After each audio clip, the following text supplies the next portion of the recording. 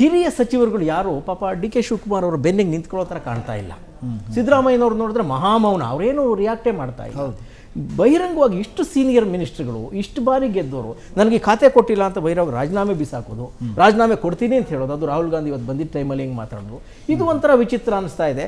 ಇದು ಬಹುಶಃ ಸರ್ ಮುಂದೆ ಇನ್ನು ಬರಲಿರುವ ತಿಕ್ಕಾಟದ ಮುನ್ಸೂಚನೆನಾ ಅಂತ. ಸ್ಟಾರ್ಟಿಂಗಲ್ಲಿ ಸರ್ ಸಮನ್ವಯ ಸಮಿತಿ ರಚನೆ ಮಾಡಬೇಕು ಅಂತ ಒಂದು ಪ್ರಸ್ತಾಪ ಶುರುವಾಯ್ತಂತೆ ಇವರ ಮಧ್ಯೆ.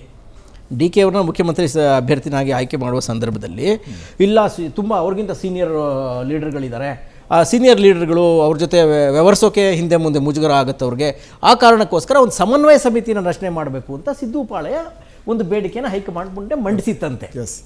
ಅದರ ಮುಂದುವರೆದ ಭಾಗವಾಗಿ ಇದೆಲ್ಲ ಏನಾದ್ರು ನಡೀತಾ ಇದೆಯಾ? ಸಹಜವಾಗಿ ಮುನಿಯಪ್ಪನವರು ಇದುವರೆಗೆ ಬಹಿರಂಗವಾಗಿ ಇಂಥದ್ದು ಮಾತಾಡಿದ್ದನ್ನು ನಾವು ನೋಡಲೇ ಇಲ್ಲ. ಸಮನ್ವಯ ಸಮಿತಿಯ ವಿಚಾರಕ್ಕೆ ಎಲ್ಲೋ ಒಂದು ಕಡೆ ಡಿ.ಕೆ. ಶಿವಕುಮಾರ್ಗೆ ಫ್ರೀ ಹ್ಯಾಂಡ್ ಕೊಡಬೇಕು ಅನ್ನುವಂಥ ಕಾರಣಕ್ಕೆ ಹೈಕಮಾಂಡೇ ಬೇಡ ಅಂತ ಅಂದ್ಬಿಡ್ತಾ ಅಂತ. 100% ಡಿ.ಕೆ. ಶಿವಕುಮಾರ್ ಅವ್ರು ಹೇಳಿದ್ರಂತೆ ಸಿದ್ದರಾಮಯ್ಯ ನೀವು 3 ವರ್ಷ ಆಡಳಿತವನ್ನು ರಚನೆ ಏನೋ ಎಂಜಾಯ್ ಮಾಡಿದ್ರಿ, ಹಾಗಾಗಿ ಸಮನ್ವಯ ಸಮಿತಿ ಸದ್ಯಕ್ಕೆ ಬೇಡ, let him do is work, ಅವ್ರಿಗೂ ಅವಕಾಶ ಕೊಡೋಣ ಅಂತಕ್ಕಂಥ ಮಾತನ್ನು ಹೇಳಿದ್ರಂತೆ. ಈಗ ಎಲ್ಲ ಹಿರಿಯ ಮಂತ್ರಿಗಳು ಈ ರೀತಿ ಬಂಡಾಯವನ್ನು ಸಾರಿರೋದು ನೋಡಿದ್ರೆ, ಬಹಿರಂಗವಾಗಿ ರಾಜೀನಾಮೆಯನ್ನು ಕೊಟ್ಟು ಇರುಸು ಮುರುಸು ಮಾಡ್ತಿರೋದನ್ನು ನೋಡಿದ್ರೆ, ಸೀನಿಯರ್ ಮಿನಿಸ್ಟರ್ಗಳು ಡಿ.ಕೆ. ಪರವಾಗಿ ಮಾತಾಡದೇ ಇರೋದನ್ನು ನೋಡಿದ್ರೆ, ಆಮೇಲೆ 2ನೇ ಲಿಸ್ಟನ್ನು ಇಮಿಡಿಯೇಟಾಗಿ ಮಾಡಬೇಕು. ಅವರು ಮಾಡದೇ ಇದ್ದರೆ ಇವರು ಬೆಂಬಲಿಗರು ಯಾರೂ ಇರೋದಿಲ್ಲ. ಈ ನಾವು ಲಾಸ್ಟ್ ಡಿಬೇಟಲ್ಲಿ ಹೇಳ್ತಾ ಇದ್ದೋ ಚಲುವರಾಯಸ್ವಾಮಿಯವರು ಈ ಥರದ್ದು ಯಾರು ಸೀನಿಯರ್ಗಳಿದ್ದರೆ ಅಟ್ಲೀಸ್ಟ್ ಅವರು ನಿಂತು ಇನ್ನೊಬ್ರಿಗೆ ಒಂದು ಮಾತು ಹೇಳುವ ದಾಷ್ಟ್ಯ ಅವರಲ್ಲಿದೆ.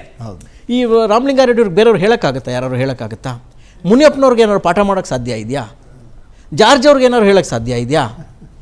ಹಾಗಾಗಿ ಡಿ.ಕೆ. ಶಿವಕುಮಾರ್ ಅವ್ರಿಗೆ ಇವು ನುಂಗಲಾರದ ತುತ್ತು, ನುಂಗಲಾರದ ತುತ್ತ.